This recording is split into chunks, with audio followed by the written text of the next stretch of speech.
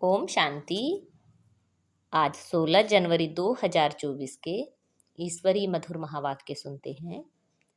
मीठे बच्चे, यहाँ तुम वनवाह में हो।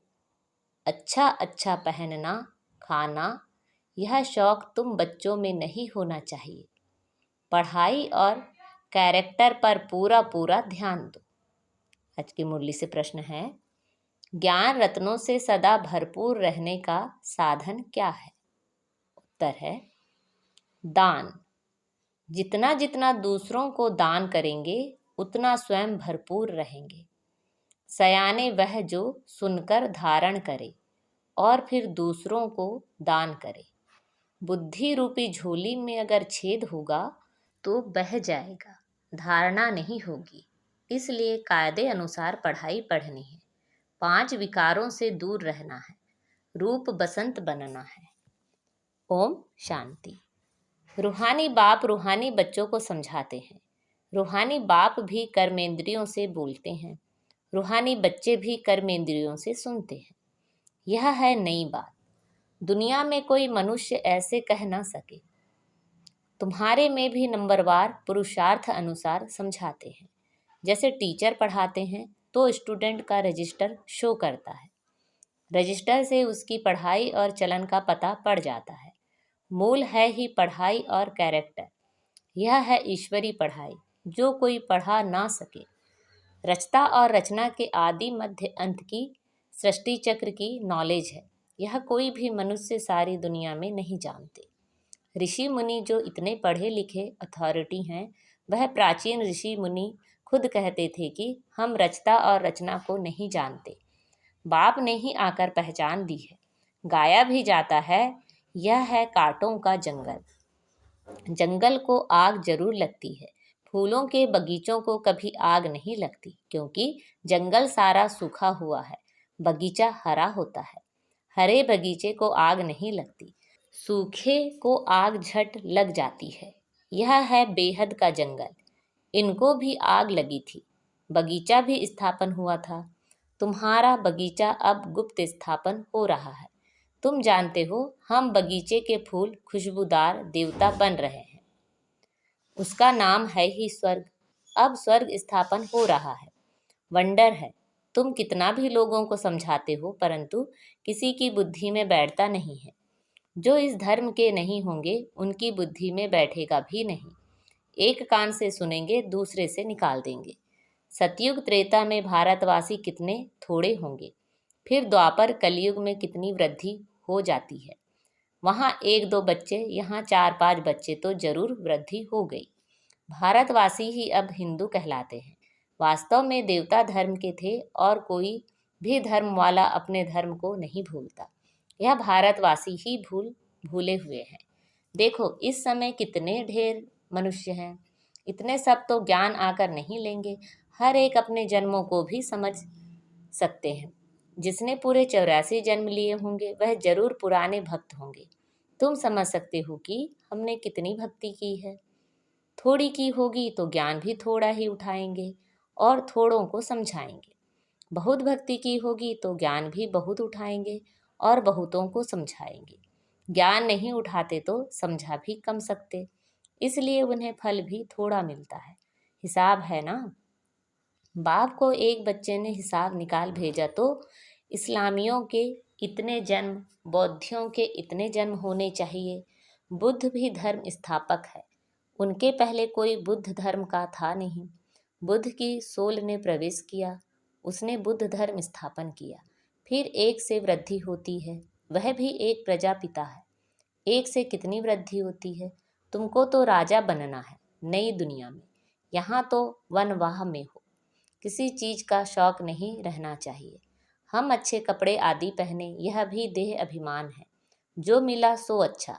यह दुनिया ही थोड़ा समय है। यहाँ अच्छा कपड़ा पहनना, वहाँ फिर कम हो जाएगा।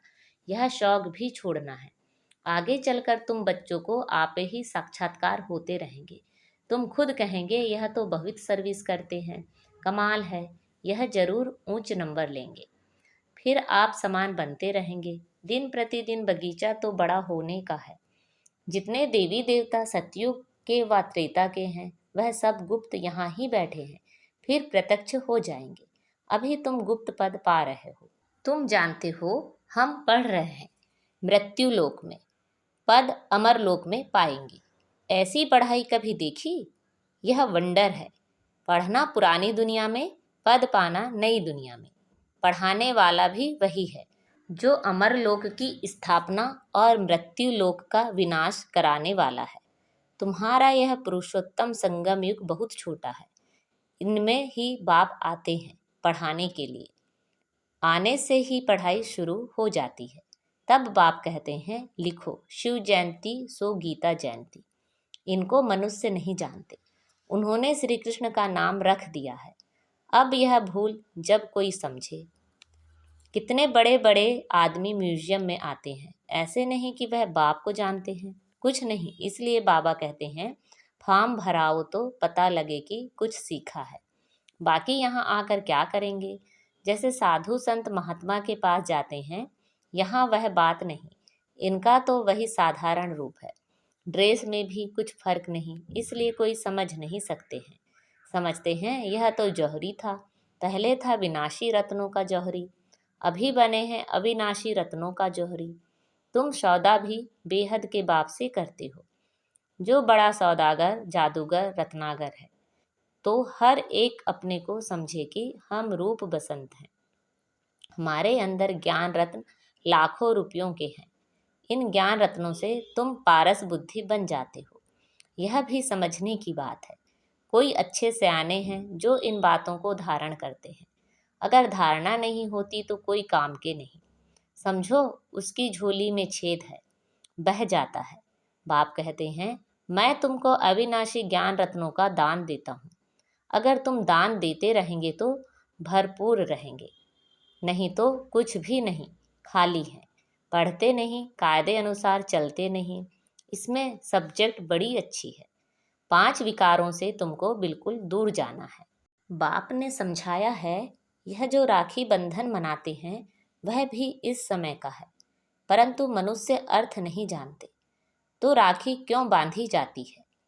वो तो अपवित्र होते रहते राखी बांधते रहते। आगे ब्राह्मण लोग बांधते थे, अब बहनें भाई को बांधती हैं खर्ची के लिए। वहाँ पवित्रता की बात नहीं, बड़ी फैशन वाली राखियाँ बनाते हैं। यह दिवाली दशहरा सब संगम के हैं। जो बाप ने एक्ट की है वह फिर भक्ति मार्ग में चलती है। बाप तुमको सच्ची गीता सुनाए, यह लक्ष्मी नारायण बनाते हैं। अभी तुम फर्स्ट ग्रेड में जाते हो। सत्यनारायण की कथा सुनकर तुम नर से नारायण बनते हो। अब तुम बच्चों को सारी दुनिया को जगाना है। कितनी योग की ताकत चाहिए? योग की ताकत से ही तुम कल्प कल्प स्वर्ग की स्थापना करते हो। योग बल से होती है स्थापना, बाहुबल से होता है विनाश। अक्षर ही 2 हैं, अल्प और बे। योग बल से तुम विश्व के मालिक बनते हो। तुम्हारा ज्ञान बिल्कुल ही गुप्त है। तुम जो सतो प्रधान थे वह अब तमो प्रधान बने हो, फिर सतो प्रधान बनना है। हर एक चीज नई से पुरानी जरूर होती है। नई दुनिया में क्या नहीं होगा? पुरानी दुनिया में तो कुछ भी नहीं है। जैसे खोखा, कहाँ भारत स्वर्ग था, कहाँ भारत अब नर्क है। रात दिन का फर्क है। रावण का बुत बनाकर जलाते हैं, परंतु अर्थ नहीं जानते। तुम अब समझते हो यह क्या क्या कर रहे हैं। तुम्हारे में भी कल अज्ञान था, आज ज्ञान है। कल नर्क में थे, आज स्वर्ग में जा रहे हो। रियल, ऐसे नहीं जैसे दुनिया वाले लोग कहते हैं स्वर्गवासी हुआ। तुम अब स्वर्ग में जाएंगे तो फिर नर्क होगा ही नहीं। कितनी समझने की बात है भी सेकंड की बात। बाप को याद करो तो विकर्म विनाश होंगे। यह सबको बताते रहो। बोलो तुम इन लक्ष्मी नारायण जैसे थे, फिर 84 जन्म लेकर यह बने हो। सतो प्रधान से तमो प्रधान बने हो, फिर सतो प्रधान बनना है। आत्मा तो विनाश नहीं होती, बाकी उनको तमो प्रधान से सतो प्रधान फिर बनना ही पड़े। बाबा किस्म किस्म से समझाते रहते हैं। मेरी बैटरी कभी पुरानी होती नहीं। बाबा सिर्फ कहते हैं अपने को बिंदु आत्मा समझो। कहते हैं इनकी आत्मा निकल गई तो आत्मा संस्कारों अनुसार एक शरीर छोड़ दूसरा लेती है। अब आत्माओं को घर जाना है। यह भी ड्रामा है। सृष्टि चक्र रिपीट होता ही रहता है। पिछाड़ी में हिसाब निकाल। कहते हैं दुनिया में इतने मनुष्य हैं, ऐसे क्यों नहीं कहते इतनी आत्माएं हैं। बाप कहते हैं बच्चे मुझे कितना भूल गए हैं, फिर सबका मुझे ही कल्याण करना है। तब तो बाप को पुकारते हैं, तुम बाप को भूल जाते हो। बाप बच्चों को नहीं भूलते। बाप आते हैं पतितों को पावन बनाने। यह है गौमुख, बाकी बैल आदि की बात नहीं। यह भाग्यशाली रथ है। बाबा तुम बच्चों को कहते हैं शिव बाबा हमको श्रृंगारते हैं। यह पक्का याद रहे। शिव बाबा को याद करने से बहुत फायदा है। बाबा हमें इनके द्वारा ब्रह्मा द्वारा पढ़ाते हैं, तो इनको नहीं याद करना है। सदगुरु एक शिव बाबा है, उस पर तुम्हें बलिहार जाना है। यह भी उन पर बलिहार गया ना। बाप कहते हैं माँ में कम याद करो। बच्चे जानते हैं सतयुग फूलों की दुनिया में फिर कांटों में मोह क्यों होना चाहिए। 63 जन्म तो भक्ति मार्ग के शास्त्र पढ़ते पूजा करते आए हो।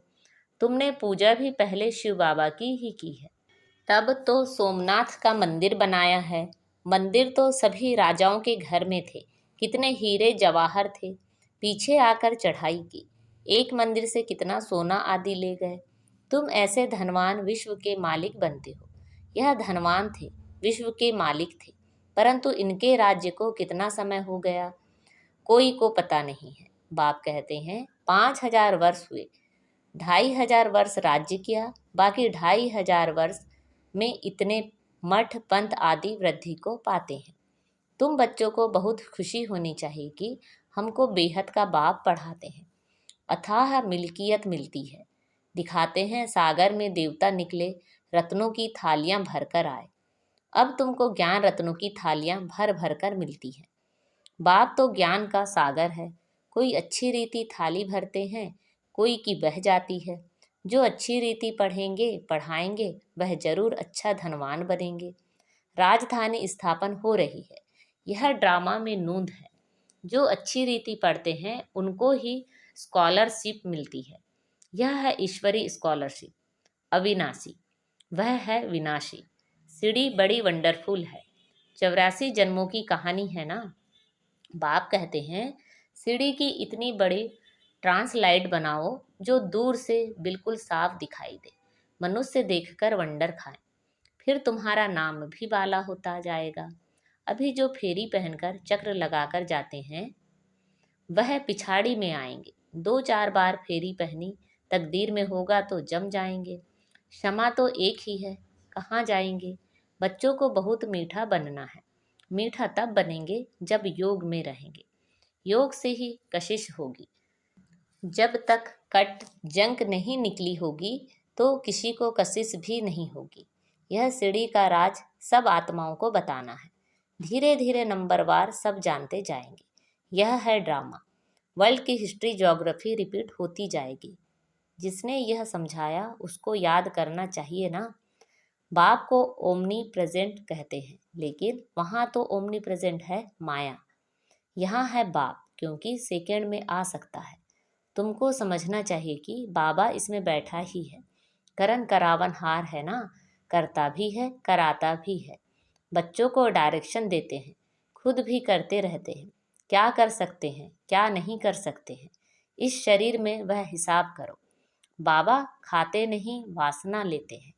अच्छा, मीठे मीठे से खिला दे बच्चों प्रति माता पिता बाप दादा का याद प्यार, गुड मॉर्निंग और नमस्ते। रूहानी बाप की रूहानी बच्चों को नमस्ते।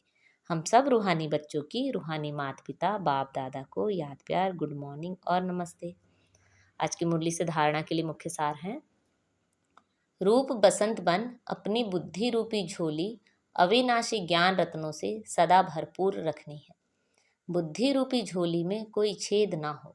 ज्ञान रत्न धारण कर दूसरों को दान करना है। स्कॉलरशिप लेने के लिए पढ़ाई अच्छी तरह पढ़नी है। पूरा वनवाह में रहना है।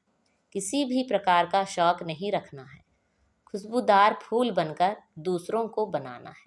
आज बाबा ने हमें वरदान दिया है, बातों रूपी बादलों को देख, घबराने के बजाय सेकंड में क्रॉस करने वाले सिद्धि स्वरूप भव।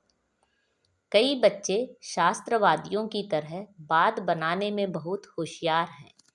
ऐसी बातें बनाते हैं जो सुनते ही बाप को भी हंसी आ जाती है, लेकिन दूसरे प्रभावित हो जाते हैं। यह अनेक प्रकार की व्यर्थ बातें व्यर्थ रजिस्टर का रोल बनाती रहती है। इसलिए इससे तीव्र उड़ान भरो, इनोसेंट बनो। बाप को देखो, बातों को नहीं। ये बातें ही बादल हैं, इन्हें सेकंड में क्रॉस करने की विधि से सिद्धि स्वरूप बनो। आज का स्लोगन है, किसी भी बात में क्वेश्चन मार्क उठाना अर्थात व्यर्थ का खाता प्रारंभ होना। अब अव्यक्ति साइलेंस द्वारा डबल लाइट फरिश्ता स्थिति का अनुभव करो। अब अपने दिल की शुभ भावनाएं अन्य आत्माओं तक पहुंचाओ। साइलेंस की शक्ति को प्रत्यक्ष करो। हर एक ब्राह्मण बच्चे में यह साइलेंस की शक्ति है। सिर्फ इस शक्ति को मन से तन से इमर्ज करो। एक सेकंड में मन के संकल्पों को एकाग्र कर लो, तब फरिश्ते रूप द्वारा वायुमंडल में साइलेंस की शक्ति के प्रकंपन फैल सकेंगे। अच्छा, ओम शांति।